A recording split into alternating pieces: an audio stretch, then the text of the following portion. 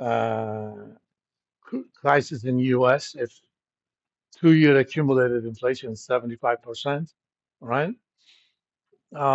In addition to that 350 last coupon you're gonna get, you know what this bond is gonna pay you as the final payment? It's going to pay you 17,500. So principal is also, or the face value is also indexed, which means on a purchasing power basis, you are protected.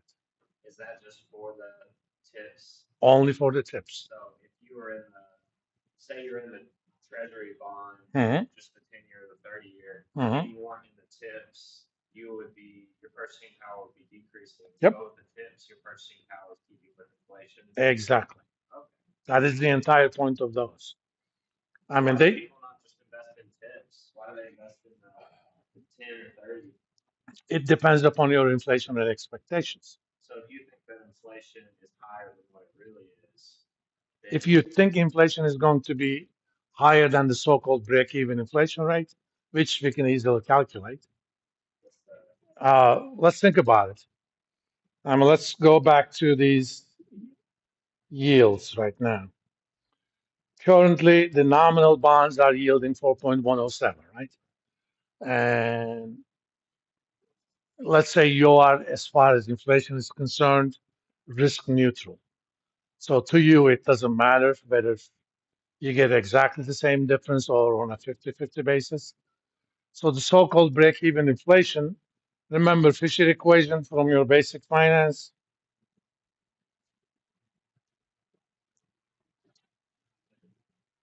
Uh, 1 plus the nominal rate, the big R, is equal to 1 plus the real rate times 1 plus expected inflation. Okay. Or I'm just going to call it pi hat using the generic statistical notation of expectation of something. Alright. So if you solve for pi hat, that's going to be 1 plus nominal divided by 1 plus real minus 1. So in this case, 1 plus 4 points, let me go back to the numbers, 107%, of course, divided by 1 plus 538, 1 of 538, 1.538%.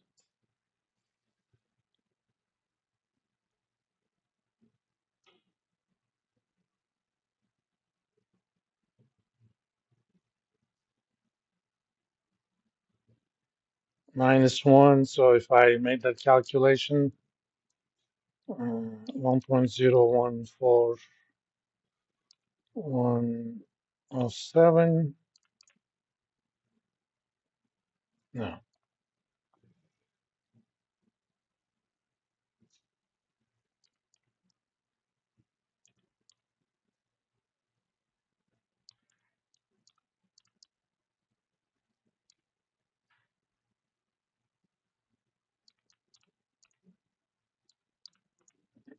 So that number is about 2.53%. The so-called what you want to call break-even inflation rate. In fact, there are derivative contracts that are called fixed versus inflation swap contracts. You basically say, okay, I believe inflation is going to be higher than people expect. So I want to be an inflation receiver and I want to pay fixed rate. Okay? So what I come to you and say, you believe inflation is going to be low. If inflation is going to be low, you want to get to fixed. So I promise to pay you the inflation, the fixed rate. You promise to pay me whatever the accumulated inflation is. That's all we're doing. And that break-even number on that is that's break-even inflation rate. So that's the break-even inflation rate on the 5-year treasury Yes. compared So, to the tips, huh?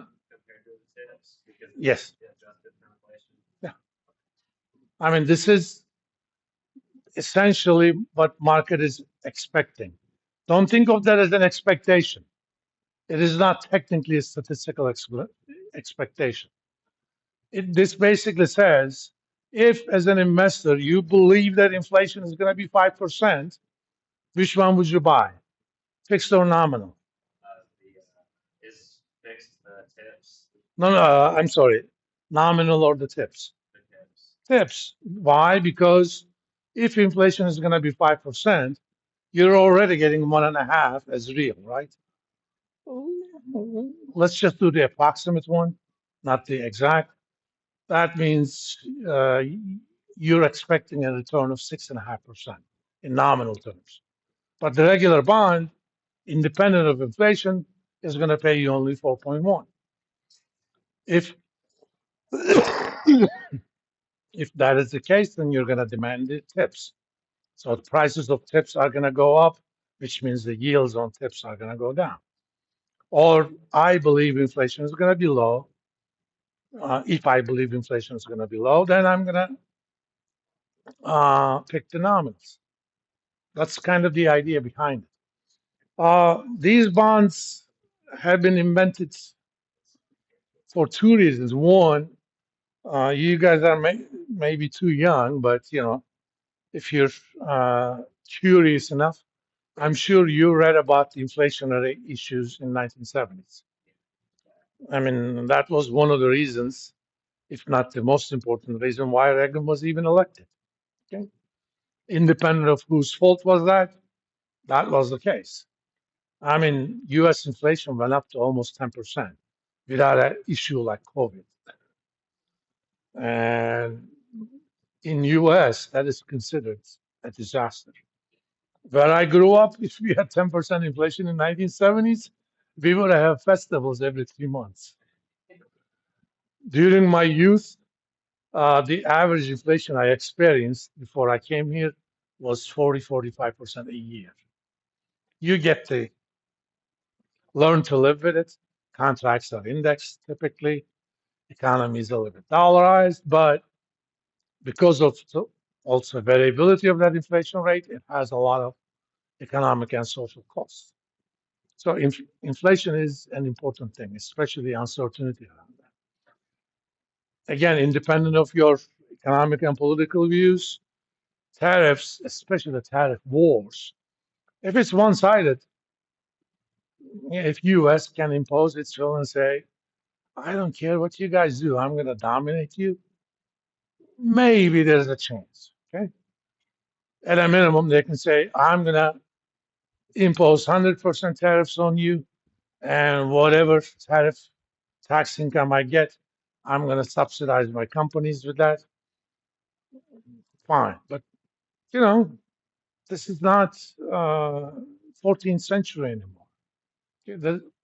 Militarily speaking, there may be only a single superpower, but economically speaking, that's not the case. For example, this will not happen because it is, economically speaking, mutually assured destruction. Suppose I'm China and I want to really, really punish US. Remember, China is not a democracy. They're not even communists, by the way. China is a fascist state. A lot of people think that, oh, commie China. No, they're not communists. The only truly communist state around here is probably Cuba. I mean, they're poor, but they're communists. China is a fascist state or a corporatist state where economic activity is pretty much controlled by people who are favored to the state. Right? If China's economy goes down 20% a year, which would be disastrous, do you really think that there's going to be a revolution in China? No, there won't be. If U.S. economy tanks 20% next year, there will be a military fucking coup. You know that. If U.S. loses 20% of its income in 1 year, we know how bad it was during COVID years, where We had a negative growth rate of 6%. It was horrible. If it goes down 20%, there will be a coup in the United States. Military is not going to allow that, despite all the structural impediments towards that. I mean, we're already a banana republic, but they'll be even worse. Suppose I'm China. I see an opportunity. I want to be the biggest superpower anyway.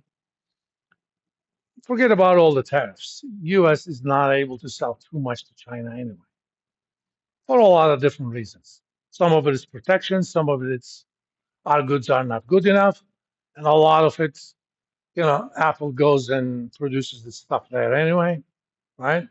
Because it's cheaper to do it over there. Do you know how much U.S. Treasuries China holds? Over $5 trillion. If China starts dumping U.S. Treasuries, do you know what's going to happen to the just nominal yields? It's going to go down to 15, 20%. If we have 15, 20% Treasury yields, the entire mortgage market is going to collapse. House prices are going to collapse. And you're going to think that 2008 was a picnic.